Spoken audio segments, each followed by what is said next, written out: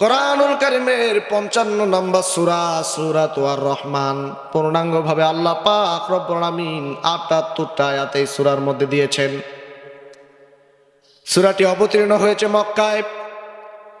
তৎকালীন সময় যখন বিশ্ব নবী মুহাম্মদ রাসূলুল্লাহ সাল্লাল্লাহু আলাইহি ওয়াসাল্লাম মক্কার কাফিরগুলোকে যখন ঈমানের দাওয়াত দেয়, রবের দাওয়াত দেয়, আল্লাহর ইবাদত করো, রবের ইবাদত করো, রবের জিকির করো, আল্লাহর ইবাদত করো। কিন্তু হঠাৎ করে বিশ্ব নবী মুহাম্মদ রাসূলুল্লাহ সাল্লাল্লাহু আলাইহি সাল্লাম হঠাৎ করে ডাকতে পারে, তোমরা রহমানের ইবাদত করো, রহমানের গোলামি করো, রহমানের জিকির করো। তৎকালীন সময় সেই মানুষগুলো বিশ্ব নবীকে ডাক দিয়ে বলছিল, আব্দুল্লাহ ছেলে মুহাম্মদ, এতদিন তুমি দাওয়াত দিচ্ছিলে রবের ইবাদত করো, আল্লাহর ইবাদত করো, তার তো পরিচয় জানি, কিন্তু এই রহমানকে, রহমান আবার কোন খোদা, কার ইবাদত করার কথা বলছো?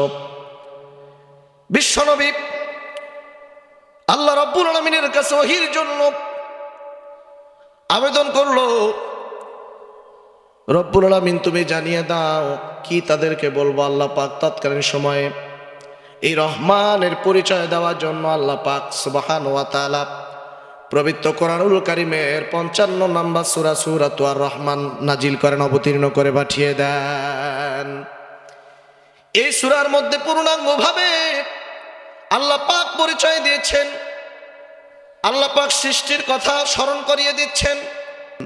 আল্লাহ পাক রব্বুল আলামিন পবিত্র কোরআনুল কারীমে এমন একটি আয়াত অবতীর্ণ করেছেন এই সূরার মধ্যে, যে আয়াতটা একবার নয়, দুইবার নয়, পূর্ণাঙ্গ সূরার মধ্যে আল্লাহ পাক 31 বার এই আয়াতটি আল্লাহ পাক বলেছেন, ফাবি আইয়ি আলাই রাব্বিকুমা তুকাযযিবান।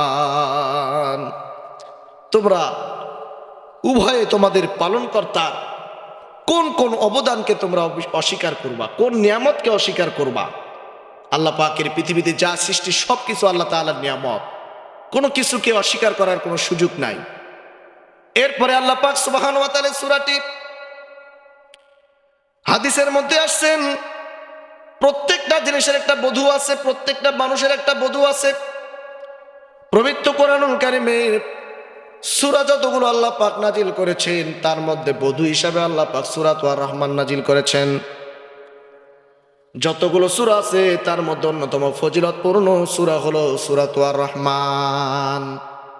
আল্লাহ পাক রব্বুল আলামিন এই সূরা সম্পর্কে ডাক দিয়ে বলেন, এই সূরাটি এমন একটি সূরা, যদি কোনো ব্যক্তি পাঠ করে, এই সূরাটি তেলাওয়াত করে চোখের মধ্যে ফু দিলে তার চোখের রোগ আল্লাহ পাক চিরতরে চোখের অসুখ দূর করে দিবেন। এই সূরাটি যদি নিয়মিত কেউ তেলাওয়াত করে, তার কোনোদিনও বসন্ত রোগ হবে না।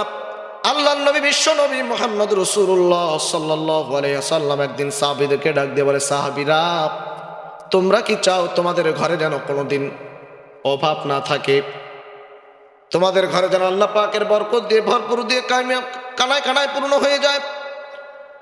বিশ্বনবী মুহাম্মদ রাসূলুল্লাহ সাল্লাল্লাহু আলাইহি সাল্লাম বলল, সাহাবীরা, তোমাদের ঘরে যদি অভাব তোমরা না রাখতে চাও, প্রত্যেকটা দিন তোমরা সূরাতুর রহমান পড়ো, কারণ সূরাতুর রহমান যে ব্যক্তি ঘরের মধ্যে তেলাওয়াত করবে, ওই ঘরে কোনোদিন আল্লাহ পাক অভাব অনটন রাখবেন না।